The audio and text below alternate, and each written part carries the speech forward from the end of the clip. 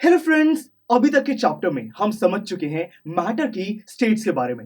मतलब कि हमें पता है कि जो मैटर है वो सॉलिड भी हो सकता है, लिक्विड भी हो सकता है और गैस की फॉर्म में भी वो एग्जिस्ट कर सकता है। पर दोस्तों, आज के लेक्चर में हमें जानना है कि क्या ये मैटर अपने आप को चेंज कर सकता है। मतलब कि क्या कोई मैटर जो कि सॉलिड है वो लिक्विड में कन्वर्ट किया जा सकता है, लिक्विड को क्या गैस में कन्वर्ट कर सकते हैं, या फिर ये उल्टी कन्वर्जन, ये सब कुछ पॉसिबल हो सकता है या नहीं, यही हमें आज के लेक्चर में पता लगाना है। दोस्तों, वैसे तो जब तक मैंने ये चीज आपको एक्सप्लेन की है, आपके माइंड में एग्जाम्पल भी आ गया होगा बर्फ का, कि जो बर्फ है जब वो फ्रिज के अंदर होती है तब वो पूरी भारी सॉलिड होती है। फिर जब हम उसको बाहर निकाल लेते हैं तब रूम टेम्परेचर पर गर्मी की वजह से वो पिघल जाती है, पानी में कन्वर्ट हो जाती है। तो मतलब कि दोस्तों, सॉलिड लिक्विड में कन्वर्ट तो हो सकता है। मतलब कि ये कन्वर्जन कहीं ना कहीं पॉसिबल तो है, पर इन कन्वर्जन के पीछे रीजन क्या है, मैं ऐसा क्या करूं कि ये कन्वर्जन कम या ज्यादा हो जाए। इस कन्वर्जन के अंदर, मैटर के अंदर जो पार्टिकल्स हैं उसमें क्या चेंजेस आते हैं, कौन सी प्रॉपर्टीज चेंज होती है, हमें यही चीज आज के लेक्चर में जाननी है। तो फिर चलिए इस इंटरेस्टिंग लेक्चर को शुरू करते हैं।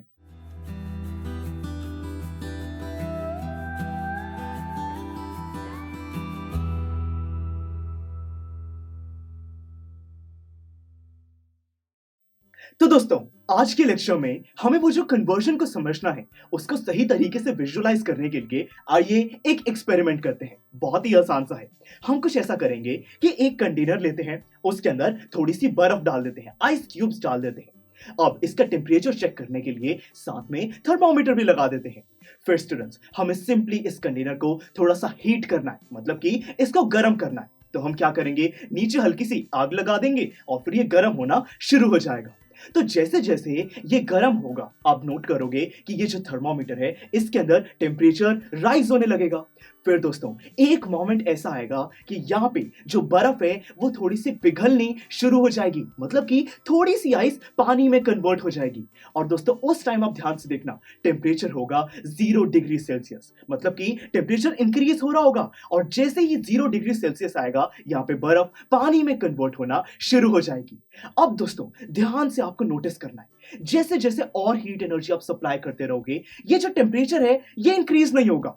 बर्फ अभी भी पानी में कन्वर्ट हो रही होगी, पर ये टेम्परेचर इंक्रीज फर्दर नहीं हो रहा होगा। दोस्तों, ऐसा क्यों? सवाल यही उठता है दोस्तों कि जब हम हीट एनर्जी प्रोवाइड कर रहे हैं, यहाँ पे गर्म कर रहे हैं कंटेनर को, और टेम्परेचर ऊपर भी जा रहा था, पर 0 डिग्री सेल्सियस पे ये काफी टाइम के लिए रुक क्यों गया? जब तक वो बर्फ पानी में कन्वर्ट हो रही है तब टेम्परेचर क्यों नहीं राइज हो रहा, ये हमारा सवाल है। दोस्तों, इसका आंसर बहुत ही सिंपल सा है।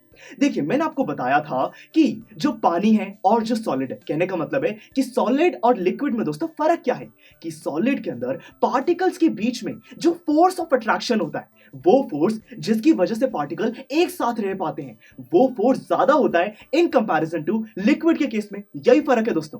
तो इसीलिए जो दोस्तों यहाँ पे बर्फ थी, बर्फ में वो फोर्स ऑफ अट्रैक्शन को हमें खत्म करना है। उसके लिए जो भी हम हीट एनर्जी प्रोवाइड कर रहे हैं वो यूज की जा रही है। और क्योंकि उस हीट एनर्जी को अब टेम्परेचर इंक्रीज करने के लिए नहीं, बल्कि वो फोर्स ऑफ अट्रैक्शन को तोड़ने के लिए यूज किया जा रहा है, इसीलिए ये जो टेम्परेचर है 0 डिग्री सेल्सियस का, ये कुछ टाइम के लिए इंक्रीज नहीं होगा। फिर दोस्तों, जैसी सारी बर्फ आपके पानी में बदल जाएगी, सारा लिक्विड हो जाएगा, तब जाके ये 0 डिग्री सेल्सियस आगे बढ़ना शुरू हो जाएगा, क्योंकि फोर्स ऑफ अट्रैक्शन हमने खत्म कर दिया। सारा जो हमारा मैटर है, जो सॉलिड है, वो लिक्विड में कन्वर्ट हो चुका है। तो दोस्तों, यही जो प्रोसेस है, इसके अंदर 0 डिग्री सेल्सियस हमारा मेल्टिंग पॉइंट है दोस्तों, यानी कि वो पॉइंट जब सॉलिड से कोई मैटर लिक्विड में कन्वर्ट होता है। और जो हमने बात करी कि यहाँ पे 0 डिग्री सेल्सियस पर काफी टाइम तक ये थर्मोमीटर का टेम्परेचर अटका रहेगा, कहने का मतलब है कि उस टाइम जो हीट एनर्जी है वो फोर्स ऑफ अट्रैक्शन को तोड़ने के लिए यूज की जाएगी। दोस्तों, उसी वो वाली जो पर्टिकुलर हीट एनर्जी होगी, उसी को हम कहते हैं लेटेंट हीट ऑफ फ्यूजन। यहाँ पे लेटेंट का मतलब है हिडन, क्योंकि जो थर्मोमीटर है वो तो हीट को नहीं बता रहा, वो तो अपना टेम्परेचर सेम ही रख रहा है, थर्मोमीटर के हिसाब से टेम्परेचर चेंज नहीं हो रहा। पर दोस्तों, वैसे हीट एनर्जी को यूज किया जा रहा है फोर्स ऑफ अट्रैक्शन को तोड़ने के लिए, कन्वर्जन के लिए, इसीलिए ये एक हिडन एनर्जी है। तो लेटेंट हीट ऑफ फ्यूजन, और फ्यूजन का मतलब क्या दोस्तों, यहाँ पे conversion, conversion from solid to liquid को फ्यूजन कहा जाता है। तो दोस्तों ये बात हमें समझ आ गई कि कैसे यहाँ पे मेल्टिंग पॉइंट और लेटेंट हीट ऑफ फ्यूजन कितना बड़ा रोल प्ले करते हैं। हमने देखा कि कन्वर्जन में केमिकली एक मैटर के अंदर होता क्या है। और दोस्तों ऐसा नहीं है कि ये चीज सिर्फ सॉलिड से लिक्विड के कन्वर्जन के टाइम पे होती है। नहीं, अगर हमें लिक्विड से गैस में किसी मैटर को कन्वर्ट करना है, जैसे कि अगर पानी को हमें बॉईल करना है, उसको वाटर वेपर्स में कन्वर्ट कर देना है, तब भी दोस्तों यही चीज होती है, तब भी लेटेंट हीट यूज की जाती है। मैं आपको एक्सप्लेन करता हूं। सिंपली अगर हम पानी को बॉईल कर रहे हैं, तब दोस्तों बॉइलिंग टेम्परेचर हमारा होता है 100 डिग्री सेल्सियस।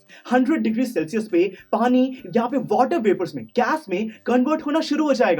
और दोस्तों उसी मोमेंट पर बड़ी सारी हीट एनर्जी को यूज किया जाएगा, जिसमें थर्मोमीटर का टेंपरेचर इंक्रीज नहीं होगा, 100 डिग्री सेल्सियस ही रहेगा, पर उस एनर्जी से फोर्स ऑफ अट्रैक्शन को लिक्विड से तोड़कर गैस में कन्वर्ट किया जाएगा। और तब दोस्तों हम उसको कहते हैं लेटेंट हीट ऑफ वेपराइजेशन। यहां पे लेटेंट मतलब हिडन और वेपराइजेशन का मतलब है conversion from liquid to gas. बहुत ही आसान है दोस्तों। अब इसी चीज के बारे में मैं आपको एक बहुत ही इंपॉर्टेंट चीज और बताता हूं। काफी आसान है। काफी बार दोस्तों हम ये जो टेम्परेचर है इसको सेल्सियस में नहीं बल्कि केल्विन में यूज करते हैं। अब ये जो केल्विन है ये एक नया स्केल है, पर बहुत ही आसान है। सिंपली अगर आपके पास 0 डिग्री सेल्सियस का कुछ भी है तो केल्विन में उसको 273 केल्विन कंसिडर किया जाता है। मतलब कि अगर केल्विन टेम्परेचर कैलकुलेट करना है तो सेल्सियस में सिंपली 273 ऐड कर दो, या फिर केल्विन गिवन है और फिर हमें सेल्सियस चाहिए तो जितना भी केल्विन है उसमें से 273 सब्ट्रैक्ट कर दो, मिल जाएगा हमें अपना सेल्सियस में टेम्परेचर। तो ये भी काफी आसान चीज है। अब दोस्तों हमने समझ लिया कि कैसे कोई भी मैटर सॉलिड से लिक्विड में कन्वर्ट हो सकता है, लिक्विड से गैस में कन्वर्ट हो सकता है। पर सवाल अब यहां पर यह उठता है कि क्या कोई ऐसा मैटर है जो कि सॉलिड से सीधा गैस में कन्वर्ट हो जाए, लिक्विड कभी वहां पे वो बने ही ना। और दोस्तों आंसर है बिल्कुल यस। कुछ ही ऐसे मैटर होते हैं जैसे कि ड्राई आइस और कैम्फर। दोस्तों कैम्फर वही चीज है जिसको पूजा में भी हम यूज करते हैं, उसको हिंदी में कपूर कहा जाता है। तो ये एक ऐसी चीज है जिसमें दोस्तों ये जो मैटर है ये डायरेक्टली सॉलिड से गैस में कन्वर्ट हो जाता है, ये लिक्विड स्टेट कभी अचीव ही नहीं करता। और दोस्तों यही प्रोसेस जिसके अंदर जो हमारा मैटर है वो सॉलिड से डायरेक्टली गैस में कन्वर्ट हो जाता है, उसी प्रोसेस को हम कहते हैं सब्लिमेशन। तो चलिए हमने अभी तक समझ लिया कि जो टेम्परेचर है वो काफी इंटरेस्टिंग चीज है। टेम्परेचर से मैटर की स्टेट को चेंज किया जा सकता है। अब दोस्तों हम एक और फैक्टर की बात करते हैं, वो है प्रेशर मतलब कि दबाव। अब दोस्तों लेट्स से कि हमारे पास कोई गैस है, गैस के बड़े सारे पार्टिकल्स हैं, उनमें फोर्स ऑफ अट्रैक्शन काफी कम होता है, हमने स्टडी किया था। अब अगर इसी गैस में मैं बहुत ज्यादा दोस्तों दबाव डाल दूं, अगर मैं प्रेशर से इसके सारे पार्टिकल्स को इकट्ठा एक साथ ले आऊं और फिर जो टेम्परेचर है वो भी डिक्रीज कर दूं, मतलब कि हाई प्रेशर और लो टेम्परेचर की कोई मैं कंडीशन बना दूं, दोस्तों उस केस में ये जो गैस है ये लिक्विड में कन्वर्ट हो जाएगी। मतलब कि हम उल्टी कन्वर्शन भी कर सकते हैं, गैस को लिक्विड में कन्वर्ट किया जा सकता है। और दोस्तों ये जो प्रोसेस होता है इसको कहा जाता है कंडेंसेशन। और दोस्तों इसमें एक बहुत ही इंटरेस्टिंग चीज है, देखिए लिक्विफाइड पेट्रोलियम गैस एलपीजी दोस्तों क्या चीज है, यही तो है कि हमने एक गैस को हाई प्रेशर और लो टेम्परेचर की वजह से लिक्विफाई कर दिया है। और दोस्तों इसी को हम अपने घर में कुकिंग के लिए यूज करते हैं, एलपीजी सिलेंडर्स में इसको यूज किया जाता है। तो चलिए दोस्तों ये चीज भी हमें समझ आ गई। और दोस्तों ऐसे ही हाई प्रेशर और लो टेम्परेचर कंडीशन में लिक्विड को किसी सॉलिड में भी कन्वर्ट किया जा सकता है और उसी प्रोसेस को कहा जाता है सॉलिडिफिकेशन।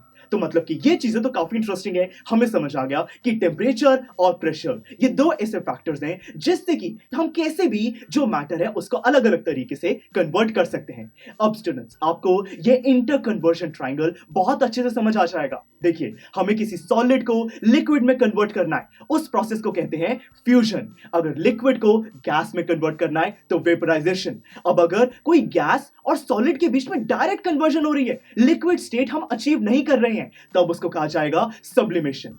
फिर दोस्तों उल्टा प्रोसेस क्या था कि गैस को लिक्विड में अगर कन्वर्ट करना है तो उसको कहा जाता है कंडेंसेशन, और लिक्विड को सॉलिड में तो उसको कहते हैं सॉलिडिफिकेशन। तो आज के लेक्चर में इन सारी कन्वर्जन्स को काफी बढ़िया तरीके से हमने समझ लिया है। तो चलिए दोस्तों अब आगे हमें बात करनी है एक बहुत ही इंटरेस्टिंग प्रोसेस के बारे में जो कि है इवेपोरेशन। दोस्तों इवेपोरेशन का प्रोसेस काफी इंटरेस्टिंग है। इसके अंदर एक लिक्विड गैस में कन्वर्ट हो जाता है बिना बॉइलिंग पॉइंट को अचीव किए। दोस्तों समझ रहे हो, हमने पढ़ा कि जैसे अगर पानी को वाटर वेपर्स में कन्वर्ट करना है तो 100 डिग्री सेल्सियस पे उसको बॉयल करना होगा, लेटेंट हीट ऑफ वेपराइजेशन भी यूज होगी। पर इवेपोरेशन एक ऐसा प्रोसेस है जिसके अंदर ये बिना बॉइलिंग पॉइंट 100 डिग्री सेल्सियस तक ना पहुंचे भी हम ये पानी को गैस में कन्वर्ट कर सकते हैं। काफी इंटरेस्टिंग है दोस्तों, इसी चीज को नेक्स्ट लेक्चर में समझते हैं। आई एम श्योर स्टूडेंट्स आपको ये लेक्चर बहुत ही पसंद आया होगा। तो अगर आप अपने हर कंसेप्ट को इतने ही मजेदार और इंटरेस्टिंग तरीके से क्लियर करना चाहते हैं तो डाउनलोड कीजिए हमारी PuStack ऐप, जहां पर आपके लिए और भी बहुत सारे ऑप्शंस अवेलेबल हैं, जैसे कि sample papers, back exercise solutions, written answers and much more. So what are you waiting for? Download the app now.